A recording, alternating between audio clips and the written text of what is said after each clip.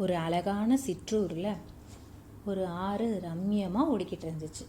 அதில் நிறைய மீன்கள் துள்ளி குதித்து விளையாண்டுக்கிட்டு இருந்தது. பார்க்கவே அந்த சூழல் ரொம்ப அருமையாக இருந்துச்சு. அந்த ஆற்றுல 3 மீன்கள் நெருங்கிய நண்பர்களாக இருந்தாங்க.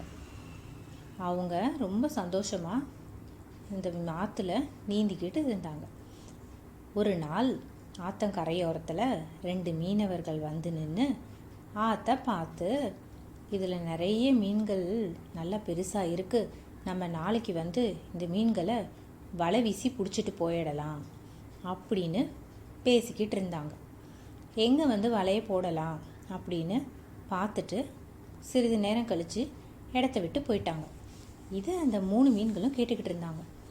அதில் ஒரு மீன் வந்து, கண்டிப்பாக நாளைக்கு மீனவர்கள் வந்துடுவாங்க, நம்ம இந்த இருப்பிடத்தை மாற்றிக்கிறது தான் நல்லது, ஆற்றுலேயே கடந்து போய் நம்மளோட இருப்பிடத்தை அடுத்த ஊருக்கு மாற்றிக்கலாம் அப்படின்னு சொன்னிச்சு. அதுக்கு மற்ற 2 மீன்களும் சம்மதிக்கவே இல்லை. ஒரு மீன் சொன்னிச்சு, நாளைக்கு மீனவர்கள் வந்தால் தான் வரலாம், வரும்போது பேசிக்கலாம் அப்படின்னு சொன்னிச்சு.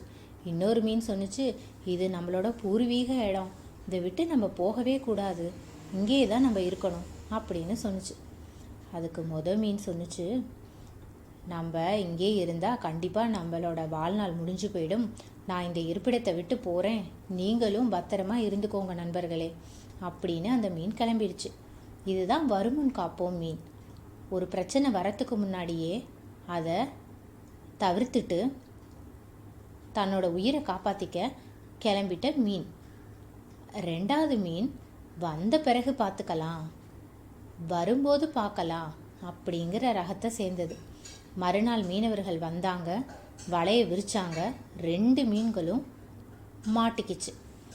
அதில் வரும்போது பார்த்துக்கலான்னு யோசிக்கிற மீன் செத்த மாதிரி நடிச்சுது.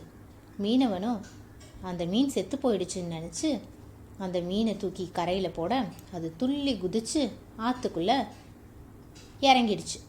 மறுபடியும் நீந்தி அவசரமாக தன்னோட இருப்பிடத்தை மாற்றிக்க கிளம்பிடுச்சு. இந்த மீன் தான் வரும்போது பிரச்சனையை தீர்த்துக்கக்கூடிய ரகத்தை சேர்ந்த மீன். 3வது மீன் எதுவுமே செய்யாமல் வலையிலே இருந்து இறந்துருச்சு. 3வது ரகத்தோட மீனோட குணாதிசயம், பிரச்சனை வந்தால் அதை எப்படி தீர்க்கிறதுன்னு யோசிக்காமல் பிரச்சனைக்குள்ளேயே மூழ்கிக்கிட்டு இருக்க மீன். இந்த 3 குணாதிசயங்கள் மீன்களுக்கு மட்டும் இல்லைங்க, மனிதர்களாகிய நமக்கும் தான். நம்மளும் இந்த மீன் மாதிரி அதுலேயே பிரச்சனையிலே கடந்து உழலாமல் வர்றதுக்கு முன்னாடி நம்ம அதிலேருந்து எப்படி தப்பிக்கிறதுன்னு பார்க்கணும். அப்படி இல்லையா, பிரச்சனை வந்துருச்சா அதை எப்படி தீர்க்கிறது அப்படின்னு அந்த பிரச்சனையிலேருந்து வெளிவரத்துக்கு பார்க்கணும். பிரச்சனையிலேயே நம்ம உழண்டுக்கிட்டே இருந்தோன்னா கண்டிப்பாக பிரச்சனை நம்மளை விட்டு போகவே போகாது. அது கொஞ்சம் கொஞ்சமாக நம்ம நிம்மதியாக அழிச்சிடும். இதில் நம்ம எந்த ரகத்தை சேர்ந்த மீனுன்னு நம்ம தான் இனிமேல் முடிவெடுத்து நம்ம வாழ்நாளை சந்தோஷமாக ஆக்கிக்கணும். வருமுன் காப்போமா, வந்த பின் காப்போமா, இல்லை எதையுமே மாற்றிக்காமல் அப்படியே இருப்போமா, அது நம்ம கையில் தான் இருக்குது.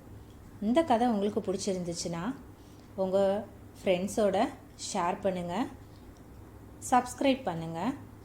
Thank you for watching.